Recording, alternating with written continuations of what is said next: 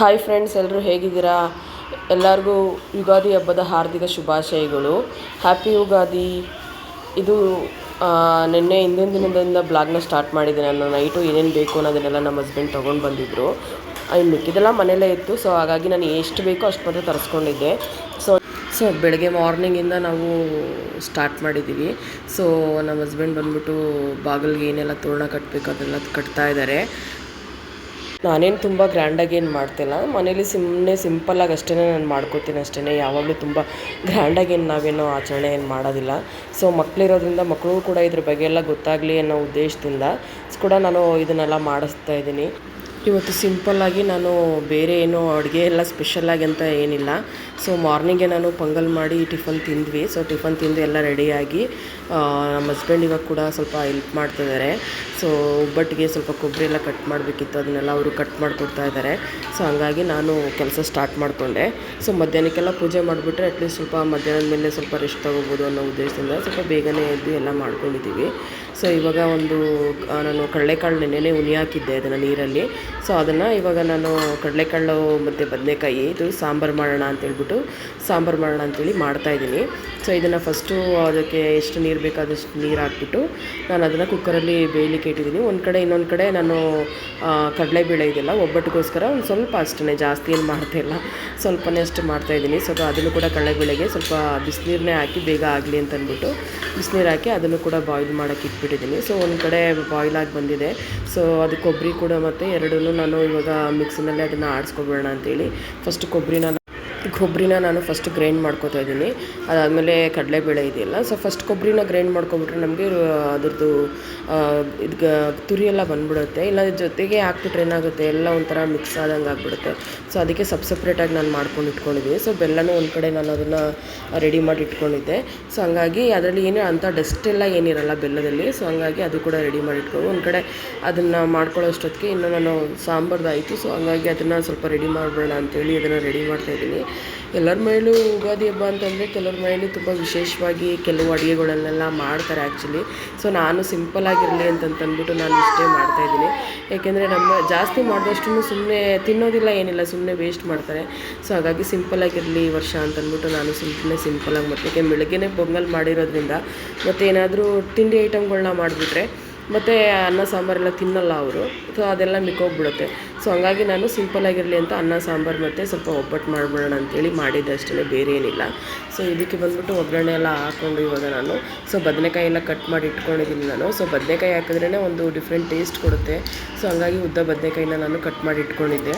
So ಆ ಬದನೆಕಾಯಿನ ನಾನು ಇವಾಗ ಆ್ಯಡ್ ಮಾಡಿ ಅದನ್ನು ಸ್ವಲ್ಪ ಫ್ರೈ ಮಾಡಿ ನಾವು ಕುಕ್ಕರ್ನಲ್ಲಿ ಹಾಕ್ಬಿಟ್ರೆ ತುಂಬ ಬಾಯ್ಲ್ ಆಗಿಬಿಡುತ್ತಲ್ಲ. ಸೊ ಹಾಗಾಗಿ ಅದು ತಿನ್ನುವಾಗ ಕೂಡ ಸಿಗೋದೇ ಇಲ್ಲ ನಮಗೆ. ಸೊ ಹಂಗಾಗಿ ನಾನು ಫಸ್ಟ್ ಈ ಥರ ಫ್ರೈ ಮಾಡಿಕೊಂಡು ಕೆಲವೊಂದು ತರಕಾರಿಗಳನ್ನಷ್ಟೇ. ಸೊ ಹಂಗಾಗಿ ಈ ಥರ ಫ್ರೈ ಮಾಡ್ಕೊಂಡು ಹಾಕೋದ್ರಿಂದ ಒಂದು 5-10 ನಿಮಿಷಕ್ಕೆಲ್ಲ ಬೆಂದುಬಿಡುತ್ತೆ ಅದು. ಸೊ ಎಷ್ಟು ಬೇಕೋ ಅಷ್ಟು ನೀರು ಹಾಕ್ಬಿಟ್ಟು ನಾವು ಸ್ವಲ್ಪ ಬಾಯ್ಲ್ ಆಗ್ಲಿಕ್ಕೆ ಬಿಟ್ಬಿಟ್ರೆ ಆರಾಮಾಗಿ ಬಾಯ್ಲ್ ಆಗುತ್ತೆ. ಸೊ ಅದಾದಮೇಲೆ ನಾವು ಬೇಕಾದರೆ ಎಲ್ಲ ಕಾಳು ಏನೆಲ್ಲ ಹಾಕಿದ್ದೀವಿ ಅದನ್ನೆಲ್ಲ ಹಾಕೊಬೋದು. ಸೊ ಅದನ್ನೆಲ್ಲ ಹಾಕಿ ನಾವು ಮಸಾಲೆ ಏನೇನು ಬೇಕೋ ಆಡಿಸ್ಕೊಂಡಿದ್ವಿ. ನಾನು ಮಸಾಲೆ ನಿಮಗೆ ಗೊತ್ತು, ನಾನು ತುಂಬ ಜಾಸ್ತಿ ಮಸಾಲೆ ಎಲ್ಲ ಹಾಕಿ ಇದು ಮಾಡಲ್ಲ ಅಂಥೇಳಿ ಸ್ವಲ್ಪ ಅಷ್ಟೇ ನಾನು ಮಸಾಲೆ ಹಾಕಿ ನಾನು ರೆಡಿ ಮಾಡ್ಕೊತೀನಿ. ತುಂಬ ಗಟ್ಟಿ ಆದರೆ ನಮಗೂ ಇಷ್ಟ ಆಗೋಲ್ಲ. ಸೊ ಹಾಗಾಗಿ ನಾನು ಸಿಂಪಲ್ಲಾಗಿ ನಾನು ಮಾಡ್ತೀನಿ ಅಷ್ಟೇ. ಸೊ ಮನೇಲಿ ಮಾಡಿಸಿರೋ ಖಾರದ ಪುಡಿ ಏನಿದೆ ಅದನ್ನು ನಾನು ಮಿಕ್ಸ್ ಮಾಡಿ ಒಂದು ಸ್ವಲ್ಪ ಹೊತ್ತು ಕುದಿಲಿಕ್ಕೆ ಬಿಟ್ಟರೆ ಸೊ ಸಾಂಬಾರು ಕೂಡ ರೆಡಿ ಆಗಿಬಿಡುತ್ತೆ. ನೋಡಿ, ನೀವೇ ನೋಡ್ತಾ ಇದ್ರಲ್ಲ, ಸಾಂಬಾರು ಕೂಡ ರೆಡಿ, ಸಿಂಪಲ್ಲಾಗಿ ಅಷ್ಟೇ ನಮ್ಮದು. ಸೊ ಒಂದು ಕಡೆ ನಾನು ಕುಕ್ಕರಲ್ಲಿ ಕೂಡ ರೈಸ್ ಆಲ್ರೆಡಿ ಇಟ್ಟಿದ್ದೀನಿ. ಸೊ ಅದು ಕೂಡ ರೆಡಿ ಆಗ್ತಾ ಇದೆ. ಸೊ ಎರಡು ಸ್ಟವಲ್ಲಿ ಕೂಡ ಮಾಡಬೇಕಾಗಿರೋದ್ರಿಂದ ಫಟಾಫಟ ಅಂತ ನಾನು ಮಾಡ್ತಾಯಿದ್ದೀನಿ ಒಂದು ಕಡೆಯಿಂದ. ಇನ್ನೊಂದು ಕಡೆ ಬೇರೆ ಬೇರೆ ಕೆಲಸಗಳೇನಿದೆಯೋ ಅದನ್ನು ಕೂಡ ಮುಗಿಸ್ಕೊಂಡು ಮಾಡ್ಕೊತಾ ಇದ್ದೀನಿ. ಸೊ ಒಬ್ಬಳೇ ಮಾಡೋದ್ರಿಂದ ನನಗೆ ಅವರು ನಮ್ಮ ಮನೆಯವ್ರ ಮಕ್ಕಳನ್ನ ನೋಡ್ಕೋತಾ ಇದ್ದಾರೆ. ಸೊ ಹಂಗಾಗಿ ಅವ್ರೇನಾದ್ರು ಸ್ವಲ್ಪ ಹೆಲ್ಪ್ ಮಾಡೋದಿದ್ರೆ ಮಾಡ್ತಾರೆ. ಆಮೇಲಿಂದ ನಾನು ಏನಕ್ಕೆ ಬೇವು ಬೆಲ್ಲ ಇಟ್ಟಿದೆ ಅದನ್ನೆಲ್ಲ ಕುಟ್ಕೊಬಿಡೋಣ ಅಂತ ಹೇಳ್ಬಿಟ್ಟು ಪೂಜೆಗೆ ರೆಡಿ ಮಾಡ್ಕೋತಾ ಇದ್ದೀನಿ. ಸೊ ಇದು ಕೂಡ ನಾನು ರೆಡಿ ಮಾಡ್ಕೋತಾ ಇದ್ದೀನಿ. ಏನಿಲ್ಲ, ಬೇವಿನೆಲೆ ಒಂದು ಸ್ವಲ್ಪ ಮತ್ತು ಬೆಲ್ಲ ಇವು ಇಷ್ಟೇ ನಾನು ಹಾಕಿ ಕುಟ್ಕೊತಾ ಇದ್ದೀನಿ. ಇವಾಗೆಲ್ಲ ಹೊಸ ಟ್ರೆಂಡಿಂಗ್ ಆಗಿ ಬಂದುಬಿಟ್ಟಿದೆ ಮಾವಿನಕಾಯಿ ಅಂತ ಅದೆಲ್ಲ. ಸೊ ಅದೆಲ್ಲ ಡಿಫ್ರೆಂಟಾಗಿ ಮಾಡ್ತಾಯಿದ್ದಾರೆ. ಸೊ ನಾನು ಹಳೇದು ಏನಿದೆಯೋ ಅದನ್ನೇ ಒಂದು ಸ್ವಲ್ಪ ಮಾಡೋಣ ಅಂತೇಳಿ ಮಾಡ್ತೀನಿ. ಇದನ್ನು ಒಂದು ಕಡೆ ನಾನು ರೆಡಿ ಮಾಡಿ ಇಟ್ಬಿಟ್ರೆ ಸ್ವಲ್ಪ ಕೆಲಸ ಕಮ್ಮಿ ಆಗುತ್ತೆ ಅಂತೇಳಿ ಒಂದೊಂದೇ ಮಾಡ್ತಾಯಿದ್ದೀನಿ. ಸೊ ಸೆಂಟ್ರಲ್ಲಿ ಬಂದು ಹೋಗ್ತಾನೇ ಇರ್ತಾರೆ. ಸೊ ಏನೂ ಮಾಡೋಕ್ಕಾಗಲ್ಲ, ಅವ್ರನ್ನೆಲ್ಲ ಕಂಟ್ರೋಲ್ ಮಾಡೋಕ್ಕಾಗಲ್ಲ ಮಕ್ಕಳನ್ನ ನಮಗೆ. ಸೊ ಇದು ಕೂಡ ರೆಡಿ ಆಯಿತು. ಸೊ ನೆಕ್ಸ್ಟು ನಾನು ಇದು ಒಬ್ಬಟ್ಟು ಮಾಡೋಣ ಅಂಥೇಳಿ ಎಲ್ಲ ಅದ್ರದ್ದು ರೆಡಿ ಮಾಡಿ ಇಟ್ಕೊತಾ ಇದ್ದೀನಿ. ಸೊ ಅದನ್ನು ಎಲ್ಲ ಆರಲಿಕ್ಕೆ ಬಿಟ್ಟಿದ್ದೆ ನಾನು. ಸೊ ರೆಡಿಯಾಗಿದೆ ಈಗ ಊಟ ಕೂಡ. ಸೊ ನೆಕ್ಸ್ಟ್ ಇವಾಗ ಒಬ್ಬಟ್ಟನ್ನ ಅದನ್ನು ಮಾಡ್ಕೊಬಿಟ್ರೆ ನನಗೂ ಈಸಿ ಆಗುತ್ತೆ. ನೆಕ್ಸ್ಟ್ ಪೂಜೆ ಕೆಲಸ ಎಲ್ಲ ಇದೆ. ಸೊ ಅದನ್ನು ಸ್ವಲ್ಪ ಮಾಡ್ಕೋಬೇಕಾಗುತ್ತೆ ಅಂತೇಳಿ ಎಲ್ಲ ರೆಡಿ ಮಾಡಿ ಒಬ್ಬಟ್ಟು ಕೂಡ ಒಂದು ಸೈಡಲ್ಲಿ ಮಾಡಿಬಿಟ್ಟೆ ನಾನು. ಏಕೆಂದರೆ ಬೇಗ ಆಗಿಬಿಟ್ರೆ ನನಗೆ ಬೇಗ ಕೆಲಸ ಮುಗಿಯುತ್ತೆ. ಸೊ ಹಾಗಾಗಷ್ಟೇ. ಸೊ ನೆಕ್ಸ್ಟು ನಾನು ಬಂದ್ಬಿಟ್ಟು ಪೂಜೆಗೆಲ್ಲ ರೆಡಿ ಮಾಡ್ಕೊತಿದ್ದೀನಿ. ಯಾಕೆಂದರೆ ಅಡುಗೆ ಎಲ್ಲ ಮುಗೀತು.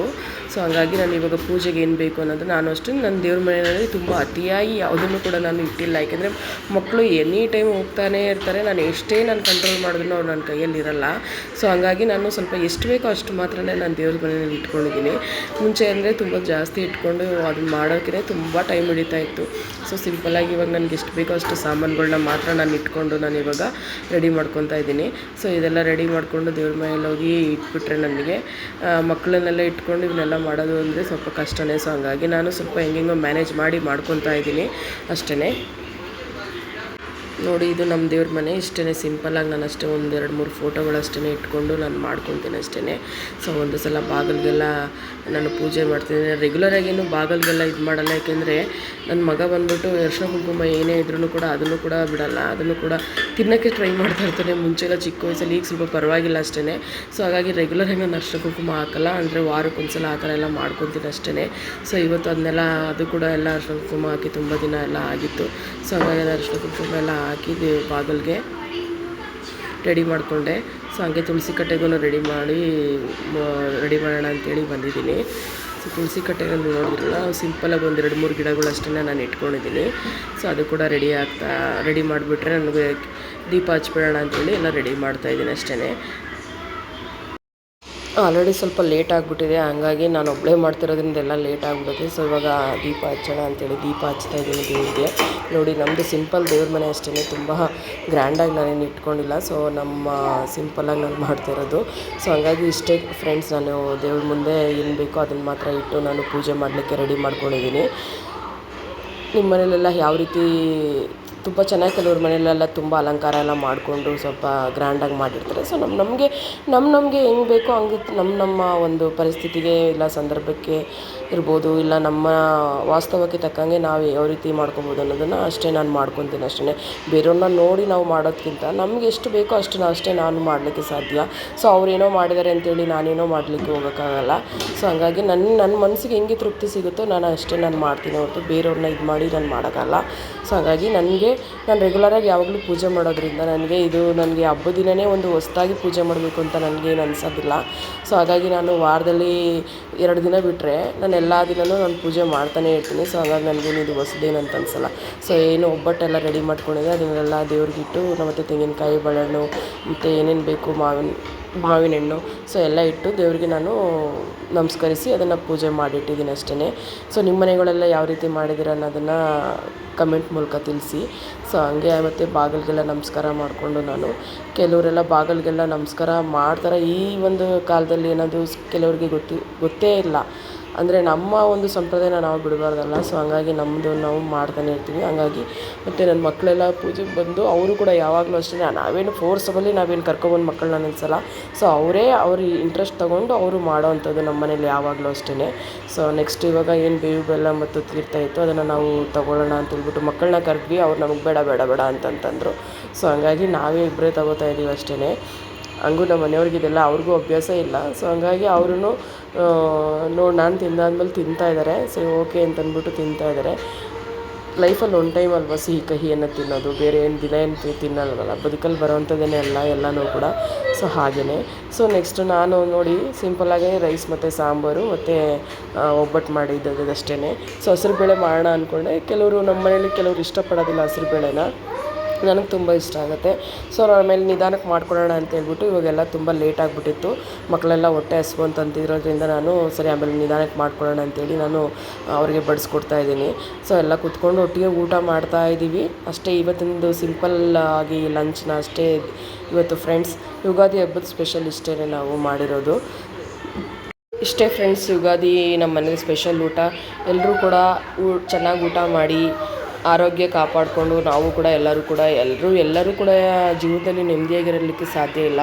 ಸೊ ಹೆಂಗೆ ಯುಗಾದಿ ಹಬ್ಬದಲ್ಲಿ ಸಿಹಿ ಮತ್ತು ಬೇವು ಬೆಲ್ಲ ಸಿಹಿ ಅಂತ ಏನು ಹೇಳ್ತೀವೋ ಅದೇ ಥರನೇ ಜೀವನದ ವರ್ಷ ಪೂರ ಒಂದು ನಡೀತಾನೇ ಇರುತ್ತೆ ಜೀವನದಲ್ಲಿ. ಸೊ ಎಲ್ಲರಿಗೂ ಕೂಡ ಮತ್ತೊಮ್ಮೆ ಯುಗಾದಿ ಹಬ್ಬದ ಹಾರ್ದಿಕ ಶುಭಾಶಯಗಳು. Thank you for my watching video. And ಯಾರೆಲ್ಲ ಹೊಸ್ದಾಗಿ ನನ್ನ ವೀಡಿಯೋನ ನೋಡ್ತಾ ಇದ್ದೀರಾ, please support my page and subscribe my page. Thank you.